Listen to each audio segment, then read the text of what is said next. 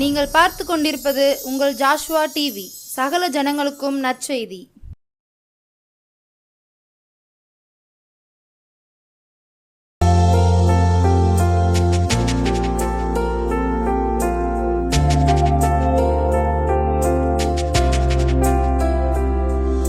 இருந்தவாறு தலைகளை தாழ்த்தி நாம் செபிப்போம். நேசிக்கிற நல்ல தகப்பனே, இந்த நல்ல வேளையிலும் கூட நம்முடைய நல்ல சமூகத்திலே நாங்கள் வந்திருக்கிறோம். அப்பா,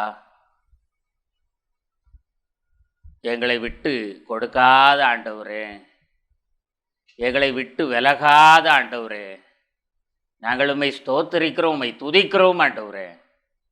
அப்பா, இந்த நல்ல வேளையிலும் நீர் எங்களோடு பேச வேண்டும் என்று செபிக்கிறோம்.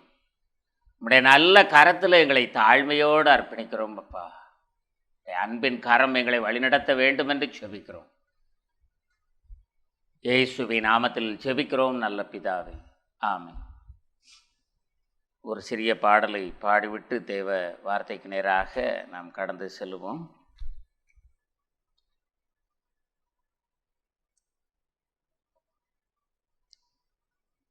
நல்லதையே நான் சொல்லவும் செய்யவும் உள்ளத்தை என்று உறுதிப்படுத்தும் ஐயா.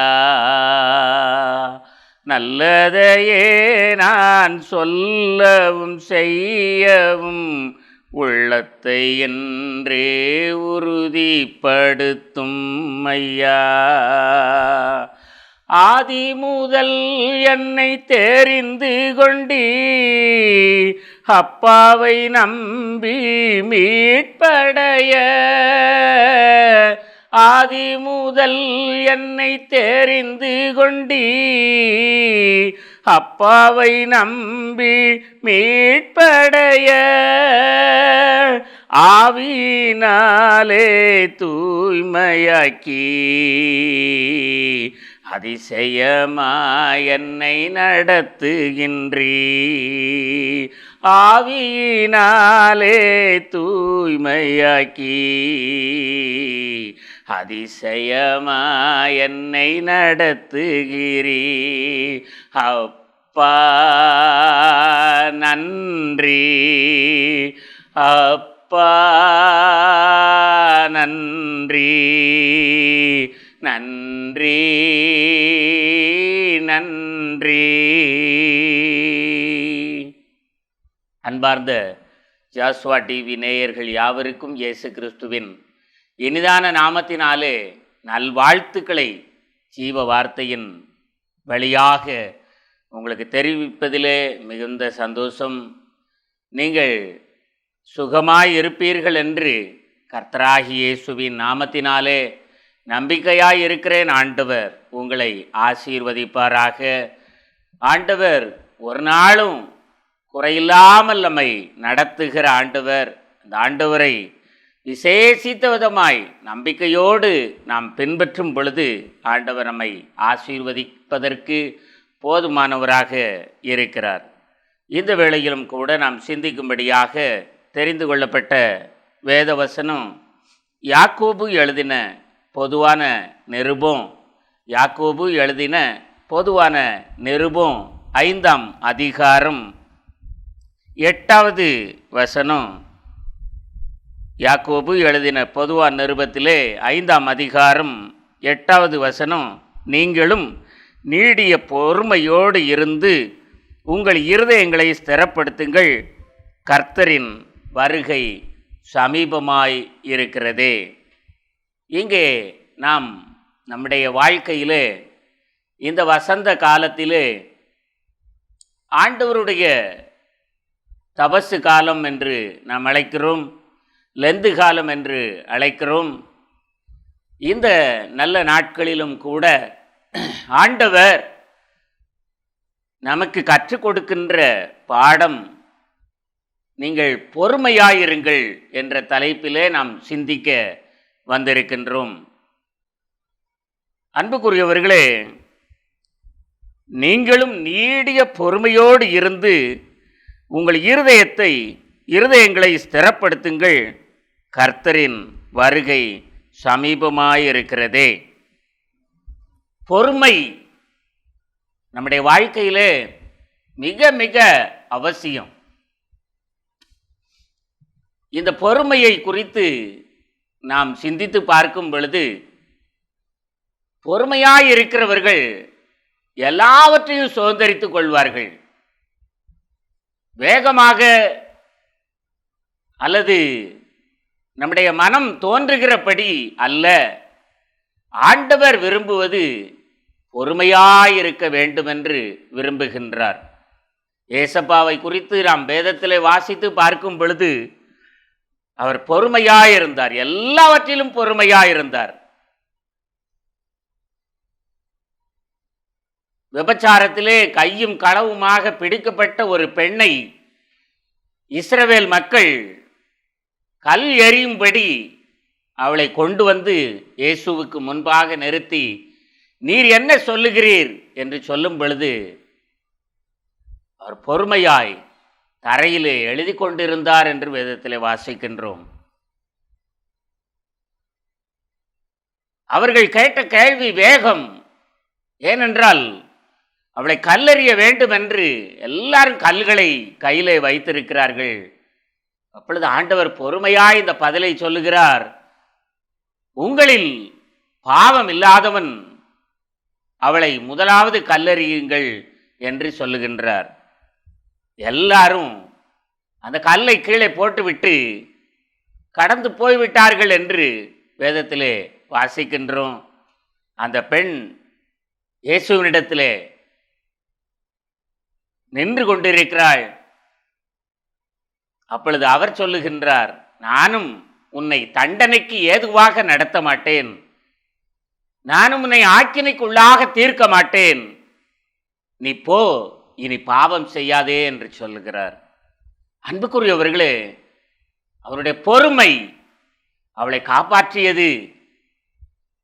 ஆகவே நம்முடைய வாழ்க்கையிலும் கூட, நம்முடைய வேலைகளிலும் கூட, நம்முடைய வரவு செலவுகளிலும் கூட, குடும்ப காரியங்களிலும் கூட நாம் பொறுமையாய் இருக்க அழைக்கப்படுகின்றோம். எப்படிப்பட்ட பொறுமை என்று வேதத்திலே நாம் வாசித்து பார்க்கும் பொழுது, யாக்கோபு எழுதின பொதுவார் நிருபத்திலே 5ஆம் அதிகாரத்திலே 7வது வசனத்தில் இருந்து வாசிக்கும் பொழுது, இப்படி இருக்க சகோதரரே, கர்த்தர் வரும் அளவும் நீடிய பொறுமையாயிருங்கள். இதோ பயிரிடுகிறவன் பூமியின் நற்பலனை அடைய வேண்டுமென்று முன்மாறியும் பின்மாறியும் வரும்பளவும் நீடிய பொறுமையோடே காத்திருக்கிறான். இங்கே நாம் பார்க்கின்றோம், விவசாயியை குறித்து நாம் வேதத்திலே வாசிக்கின்றோம். விவசாயி விதை இருக்கும், நிலம் ஆயத்தமாய் இருக்கும், மழை எப்பொழுது வரும் என்று காத்திருக்கிறான். அந்த பயிர் செய்வதற்கு ஏற்ற காலம் எப்பொழுது வரும் என்று அவன் காத்திருக்கின்றான். சுரண்டை, பாவூர் சத்திரம் பகுதிகளிலே நாம் பார்க்கும் பொழுது பல்லாரி நடுவாங்க. இப்படி அதெல்லாம் அந்த காலம், அந்த காற்று, சரியான காற்று எழும்பும் பொழுதுதான் அந்த பயிர் செய்கிறார்கள். அதற்குரிய சூழ்நிலை வரும் வரை காத்திருக்கின்றார்கள். எல்லா நேரங்களிலும் எல்லா பயிரையும் நாம் வைக்க முடியாது. அதற்குரிய காலங்கள் வரும் அளவும் காத்திருக்கிறான். அதே போலதான் நம்முடைய வாழ்க்கையிலும் எல்லா சூழ்நிலைக்காக நாம் காத்திருக்க வேண்டும். எந்த காரியத்தை எப்பொழுது செய்ய வேண்டும் என்று எப்பொழுதும் நாம் காத்திருக்க அழைக்கப்படுகின்றோம். பொறுமை மிக மிக மிக அவசியம். பொறுமையாயிருக்கும் பொழுதுதான் நம்முடைய வாழ்க்கை முன்னேற்றத்தின் பாதைக்கு கடந்து செல்ல முடியும்.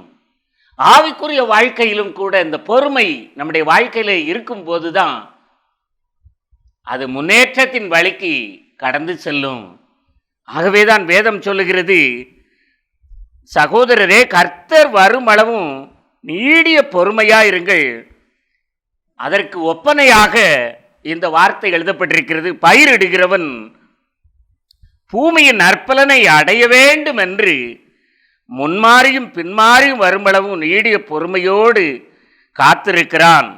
நீங்களும் பொறுமையோடு இருந்து உங்கள் இருதயங்களை ஸ்திரப்படுத்துங்கள். கர்த்தரின் வருகை சமீபமாயிருக்கிறதே. நீங்களும் நீடிய பொறுமையோடு இருங்கள். நீடிய பொறுமை என்றால் என்ன? பேசாமல் இருப்பதா? அமைதியாய் இருப்பதா? இல்லை, நாம் பேச வேண்டும். நம்முடைய குடும்பத்தோடு சந்தோஷமாய் இருக்க வேண்டும். நம்முடைய பிள்ளைகளோடு சந்தோஷமாய் இருக்க வேண்டும். நம்முடைய வேலை ஆட்களோடு சந்தோஷமாய் இருக்க வேண்டும். நாம் பணி செய்கிற எல்லா இடங்களிலும் சந்தோஷமாய் இருக்கணும். ஆனால் பொறுமையாய் இருக்கணும். பொறுமை என்பது ஆத்துமத்திலே அமைதி. ஆத்துமத்திலே ஒரு அமைதி உண்டாகணும். அதுதான் பொறுமை. இந்த அமைதி என்பது நம்முடைய மனம் சார்ந்த விஷயம். இந்த மனம் எப்பொழுது அமைதிப்படுகிறதோ அப்பொழுதுதான் பொறுமை உண்டாகும். பிரியமானவர்களே, இந்த பொறுமை, நாம பொறுமையாய் இருக்க வேண்டும் என்று வேதம் நமக்கு கற்றுக் கொடுக்கின்றது. நீங்கள் இதற்கு ஆதாரமாக யோபுவின் புஸ்தகத்தை வாசித்து பார்க்கும் பொழுது, யோபு 1ஆம் அதிகாரத்திலே, யோபு 1ஆம் அதிகாரம்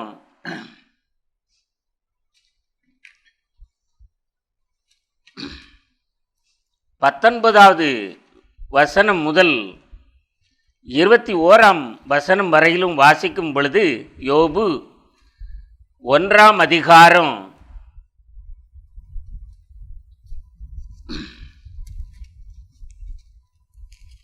19ஆம் வசனம் முதல் நாம் வாசித்து பார்க்கும் பொழுது, அங்கே யோபு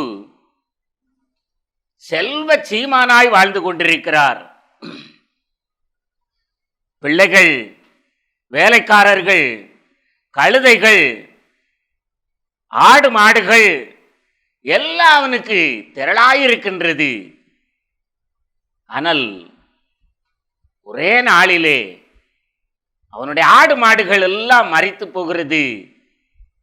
ஆடு மாடுகளை எல்லாம் கொள்ளையிட்டு கொண்டு போகிறார்கள். பிள்ளைகள், ஒரே வீட்டிலே 10 பிள்ளைகளும் மரித்து போய் இருக்கின்றார்கள். இப்பொழுது யோபு மிக மிக பொறுமையாயிருக்கிறார். யோபு சொல்லுகின்றார், 19ஆம் வசனத்திலே வாசிக்கும் பொழுது, வனாந்தர வழியாய் பெருங்காற்று வந்து அந்த வீட்டின் 4 மூலையிலும் அடிக்க அது பிள்ளைகளின் மேல் விழுந்ததினால் அவர்கள் இறந்து போனார்கள். நான் ஒருவன் மாத்திரம் தப்பி அதை உமக்கு அறிவிக்கும்படி வந்தேன். 20வது வசனம், அப்பொழுது யோபு எழுந்திருந்து தன் சால்வையை கிழித்து தன் தலையை சிரைத்து தரையிலே விழுந்து பணிந்து, அடுத்த வசனம் சொல்லுகிறது, நிர்வாணியா என் தாயின் வயிற்று கற்பத்தில் இருந்து வந்தேன், நிர்வாணியாய் அவ்விடத்துக்கு திரும்புவேன். கர்த்தர் கொடுத்தார், கர்த்தர் எடுத்தார், கர்த்தருடைய நாமத்துக்கு ஸ்தோத்திரம் என்றான். அன்புக்குரியவர்களே, பொறுமையின் உச்சகட்டம், பொறுமையின் நிலைமை இதுதான். எவ்வளவு உபத்திரம் வந்தாலும், எவ்வளவு துன்பங்கள் வந்தாலும் அவன் சொல்லுகின்ற வார்த்தை, கர்த்தர் கொடுத்தார், கர்த்தர் எடுத்தார், கர்த்தருடைய நாமத்துக்கு ஸ்தோத்திரம் என்றார். அன்புக்குரியவர்களே, யோபுவின் பொறுமையை பார்த்தீர்களா? 10 பிள்ளைகள் ஒரே வீட்டிலே மரித்து கிடக்கிறார்கள். அதை பார்த்த போது அவன் சொல்லுகிறான், கர்த்தர் தானே கொடுத்தாரு, கர்த்தர் தானே எடுத்தாரு, கர்த்தருடைய நாமத்துக்கு ஸ்தோத்திரம்னு சொல்லுகிறார். அன்பு தேவ பிள்ளைகளே, நம்முடைய வாழ்க்கையில நம்மை விட்டு எல்லாம் எடுபடலாம், எல்லாம் எடுபடலாம். ஆனா கர்த்தர் கொடுத்த விசுவாசம், கர்த்தர் கொடுத்த நம்பிக்கை, கர்த்தர் கொடுத்திருக்கிற பொறுமையாய், இந்த பொறுமை நம்முடைய வாழ்க்கையில இருக்கும்போது நாம் எல்லாவற்றையும் சகிக்க முடியும். பிரியமானவர்களே, ஆகவேதான் நீங்கள் நீடிய பொறுமையாயிருங்கள் என்று யாக்கோபு எழுதுகின்றார். இன்றைக்கு நம்மகிட்ட பொறுமை இருக்கிறதா? பொறுமை இருந்தா எவ்வளவு ஆஸ்தி நமக்கு இருந்து அழிக்கப்பட்டாலும் கூட, எடுத்துக்கொள்ளப்பட்டாலும் கூட அதை குறித்து நாம் கவலைப்பட மாட்டோம். கர்த்தர் கொடுத்தா, கர்த்தர் எடுத்தார், கர்த்தருடைய நாமத்துக்கு ஸ்தோத்திரம். ஒருவேளை நீங்கள் நினைக்கலாம், இது வாழ்க்கைக்கு ஒத்து வருமா? இந்த விசுவாசம் வாழ்க்கைக்கு ஒத்து வருமா? ஒத்து வரும் பிரியமானவர்களே. நம்முடைய வாழ்க்கையில நாம பொறுமையாயிருக்கும் பொழுது கர்த்தர் ஏற்ற காலத்துல நமக்கு தேவைகள் அனைத்தையும் சந்திப்பார் பிரியமானவர்களே.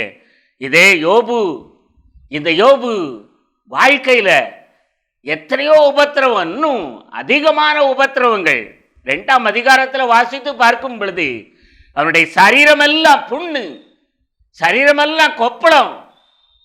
அவன் ஓட்டை எடுத்து அந்த கொப்பளத்தை எல்லாம் சுரண்டி கொண்டிருக்கிறான்.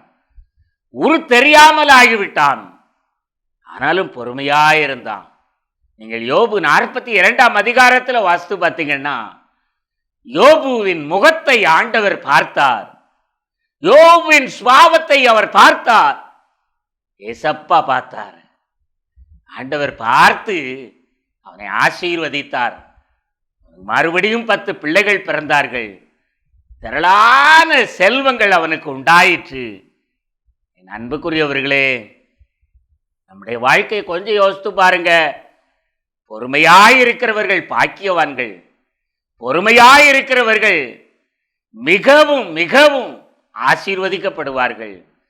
இந்த யோபை குறித்து நாம் வாசித்து பார்க்கும் பொழுது, யோபை அநேகர் அவருடைய சிநேகிதர்கள் குற்றப்படுத்துகிறார்கள். ஆறுதல் படுத்த வேண்டும் என்று வருகிறவர்கள் அவரை குற்றப்படுத்தினார்கள்.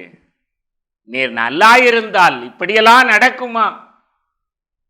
நீர் தேவனுக்கு பிரியமான மகனா இருந்தால் இதெல்லாம் நமக்கு உம்முடைய வாழ்க்கையில சம்பவிக்குமா? அன்புக்குரியவர்களே, மனிதர்கள் நிதானிக்கிறபடி கர்த்தர் நிதானிப்பதில்லை. மனிதர்கள் நடந்த காரியத்தை வைத்து அவன் பொல்லாதவன், அவன் தேவனுக்கு பிரியமாய் இல்லாதவன் என்று நிதானிப்பார்கள். ஆண்டவர் அப்படி நிதானிப்பதில்லை பிரியமானவர்களே. உங்கள் ஆத்மாவை அவர் பார்க்கிறார். ஆகவே நீங்கள் பொறுமையாயிருங்கள். எல்லா காரியத்திலும் பொறுமையாயிருங்கள். நீங்கள் பொறுமையாயிருக்கும் பொழுது நீங்கள் எதையெல்லாம் இழந்தீங்களோ அதையெல்லாம் ஆண்டவர் தர வல்லமை உடைய ஆண்டவராக நம்முடைய வாழ்க்கையில கூட இருக்கிறார், வருகிறார், வந்து வழி நடத்துகிறார் பிரியமானவர்களே. ஆகவே அன்புக்குரியவர்களே, இந்த யோபு 42ஆம் அதிகாரத்தை வாசித்து பார்க்கும் பொழுது கர்த்தர் அவன் முகத்தை பார்த்தாராம் பிரியமானவர்களே. அவன் பொறுமையை பார்த்தாராம் பிரியமானவர்களே. அவன் உள்ளத்தை பார்த்தாரு. என்ன மறுதலிக்கல, என் கூடவே நடக்கிறான் என் பிள்ளை. அவன் பொறுமையாய் உட்கார்ந்திருக்கிறான். அவங்க பேச பேச அவனுடைய விசுவாசம் குறைந்து போகல பிரியமானவர்களே. அநேகருடைய வாழ்க்கையில பக்கத்து வீட்டுக்காரங்க வந்து உனக்கு இப்படியா சம்பவித்தது, உனக்கு இப்படியா நடந்தது அப்படின்னு சொல்லி அவனுடைய மனசை வேதனைப்படுத்தும் போதிலும் கூட அவனுடைய மனம், நான் என் இயேசுவை பார்ப்பேன், அந்நிய கண்கள் அல்ல என் கண்களே காணும், என் தேவனை பார்ப்பேன், நான் நம்பிக்கையாயிருப்பேன், இன்னும் நம்பிக்கையாயிருப்பேன். பொறுமை, இந்த பொறுமை தான் அவனை உயர்த்தியது பிரியமானவர்களே. இந்த பொறுமை தான் அவனை வாழ வைத்தது பிரியமானவர்களே. உங்க வாழ்க்கையிலையும் நீங்க இந்த பொறுமையாய் இருக்கிறீர்களா என்று கொஞ்சம் சிந்தித்து பாருங்க. உங்க வாழ்க்கையில இப்படி பொறுமையாய் இருக்கணும் அப்படிங்கிறது தான் இந்த வசந்த காலத்துல, இந்த தபசு காலத்துல கர்த்தராகிய ஆண்டவர் விரும்புகிறார். நம்ம சுபாவத்துல இந்த பொறுமை மிக மிக அவசியம் பிரியமானவர்களே. நீங்க கொஞ்சம் பொறுமையா இருந்து பாருங்க, கொஞ்சம் பொறுமையா இருந்து பாருங்க. என் வாழ்க்கையில இந்த கம்பெனி வைத்திருக்கும் பொழுது சரக்கு சில நேரத்தில் இல்லாமல் இருக்கும். ஒரு ஆள்கிட்ட போய் கேட்டேன், ஒரு லோடு சரக்கு இருந்தால் கொடுங்க, ஒரு லோடுன்னா 3 டன்னு 3.5 டன்னு வரும், கொடுங்க அப்படின்னு கேட்டேன். அன்புக்குரியவர்களே, அவங்க சொன்னாங்க, நான் இந்த கம்பெனியை வளர்க்க எவ்வளவு பிரயாசப்பட்டிருப்பேன் தெரியுமா, இவ்வளவு சரக்கு நான் வாங்குவதற்கு நான் எவ்வளவு பிரயாசப்பட்டேன் தெரியுமா, என்கிட்ட வந்து கேட்கிய அப்படின்னாங்க. நான் பொறுமையாக சொன்னேன், சரி இனிமே கேட்கல அப்படின்னு. அன்புக்குரியவர்களே, அதோ வாழ்க்கையில் எப்படியெல்லாம் வாழ்க்கை மாறும் தெரியுமா. என் வாழ்க்கையை ஆண்டவர் ஆசீர்வதிச்சார். பிரியமானவர்களே, இன்றைக்கு தேவைக்கு மேலே ஆண்டவர் சரக்க கம்பெனி கொண்டு வந்துக்கிட்டே இருக்காரு. என் அன்புக்குரியவர்களே, நான் கேட்ட நபர் தான் அந்த இடத்துல கம்பெனி வைக்க முடியாத சூழ்நிலைக்கு தள்ளப்பட்டார். ஏன் இதை சொல்கிறேன்னா, நாம் பொறுமையாக இருக்கணும். அவர் நிறைய பேசினார். ஆனால் நான் பொறுமையாக, சரி தம்பி நான் இனிமே கேட்க மாட்டேன், நீ நல்லாரு போயிட்டு வா அப்படின்னு சொல்லி என்கிட்ட சரக்கு இல்லாத நேரத்தில் அப்படி கேட்டேன். அப்போ அவங்க சொன்ன பதில் இப்படி சொன்னபடினால நானும் பொறுமையாய், நீ சரி இனிமே கேட்க மாட்டேன், இனிமேலுக்கு சரக்கு ஒரு நாளும் உன்கிட்ட கேட்க மாட்டேன்ப்பா அப்படின்னு சொன்னேன். என் அன்புக்குரியவர்களே, அவன் பேசுவது போல நாமும் பேசினா ஆண்டவர் நமக்கு செய்வதற்கு வாய்ப்பு இல்லை. பிரியமானவர்களே, நாம் பொறுமையாய் இருந்தா நம்முடைய தேவைகளை சந்திக்கிற ஆண்டவர், நம்முடைய எல்லா காரியங்களையும் சந்திக்கிற ஆண்டவர் நம்ம முகத்தை பார்ப்பார். பிரியமானவர்களே, நீங்கள் பொறுமையாக இருந்து பாருங்க. நீங்கள் பொறுமையாக இருந்தீங்கன்னா உங்கள் முகத்தை ஏசப்பா பார்ப்பாரு. ஏசப்பா பார்த்து நம்ம ஆசீர்வதிப்பார். பிரியமானவர்களே, நீங்கள் இந்த யோபை போல கொஞ்சம் பொறுமையாக இருந்து பாருங்களேன், உங்கள் வாழ்க்கையை ஆண்டவர் ஆசீர்வதிப்பார். பிரியமானவர்களே, எல்லாவற்றையும் இழந்த போதிலும் கூட யோபு பொறுமையாய் இருந்தார். யோபு பொறுமையாய் பதில் சொன்னார். அந்த முகத்தை தான் ஆண்டவர் பார்த்தார் என்று பார்க்கிறோம். அந்த முகத்தை ஆண்டவர் பார்த்தார். பொறுமையாயிருந்த அந்த முகத்தை பார்த்தாரு, ஆசீர்வதித்தாரு. அவன் இருந்த இடத்துல இந்த வசனம், இந்த 42ஆம் அதிகாரத்தை நீங்கள் கொஞ்சம் தியானம் செஞ்சு பார்த்தீங்கன்னா, அவன் எங்கேயும் சம்பாதிக்க போகலை. பிரியமானவர்களே, அவன் அவ்வளவு செல்வந்தன் ஆகுவதற்கு அவன் எந்த பிரயாசமும் எடுக்கலை. பிரியமானவர்களே, கொண்டு வந்து கொடுத்தாங்க. சிங்கம் ஒரு இடத்துல கிடந்து பசி எடுத்தா ஒரு கர்ச்சனை போடும், ஒரு சத்தம் போடும். அந்த சத்தம் போடும்போது மற்ற விலங்குகள் அப்படி ஓடும்போது இவன் இந்த சிங்கத்து பக்கத்தில் இவன் வந்து ஓடும். அதை உடனே பக்கத்தில் நின்று பிடிச்சிக்கிடும். அது பசிக்கு எங்கேயும் போகாது. அது இருக்கிற இடத்துல சத்தம் போடும் பொழுது அதுக்கிட்டே வந்து அது கிடக்கிற குகையில் வந்து ஒளிவதற்கு மிருகங்கள் வரும். அந்த மிருகத்தை சாப்பிட்டு அது வாட்டுக்கு அமைதியாக இருக்கிற இடத்துல இருக்கும். அதே போல தான் யோபு எங்கேயும் போகலை, சம்பாதிக்க போகலை. அவர் இருந்த இடத்துல அநேகர் கொண்டு வந்து கொடுத்தாங்க. பெரிய செல்வந்தனானான். நீங்கள் வேதம் 42ஆம் அதிகாரத்தை கவனமாக வாசித்து பாருங்க. ஆண்டவர் யோபு இருக்கிற இடத்துல ஆண்டவர் உயர்த்தினா. யோபின் பொறுமை. அதனால தான் நமக்கும் ஆண்டவர் இன்றைக்கு ஆலோசனையாக சொல்லுகிறார், நீங்கள் நீடிய பொறுமையாயிருங்கள். பொறுமையாயிருந்தால் தேவன் உங்கள் முகத்தை பார்த்து உங்களை ஆசீர்வதிப்பார். இருந்தவாறு கண்களை மூடி கர்த்தருடைய சமூகத்தில் இந்த பொறுமையை எனக்கும் தாங்க ஆண்டவரேன்னு சொல்லி இந்த நாட்களில் ஆண்டவர்கிட்ட ஜெபம் பண்ணுவோமா? நேசிக்கிற நல்ல தகப்பனே, இந்த நல்ல வேளையிலும் ஐயா, எங்கள் வாழ்க்கையில் நாங்கள் பொறுமையாக இருக்க வேண்டும் என்று நாங்கள் செபிக்கிறோம் தகப்பனே. நாங்கள் எல்லா சூழ்நிலைகளிலும் எங்களுக்கு பொறுமையை தாங்க ஆண்டவரே. பொறுமையாக இருக்கும் பொழுது எங்களை உயர்த்துகிற தேவன், பொறுமையாக இருக்கும் பொழுது யோபை போல எங்கள் வாழ்க்கை உயரும் என்று நாங்கள் சிந்தித்தோம். நாங்கள் கேட்டிருக்கிறோம். இந்த விசுவாசத்தை வர்த்திக்க பண்ணி தாரும். இயேசுவின் நாமத்தில் ஜெபிக்கிறோம் நல்ல பிதாவே. ஆமென், ஆமென்.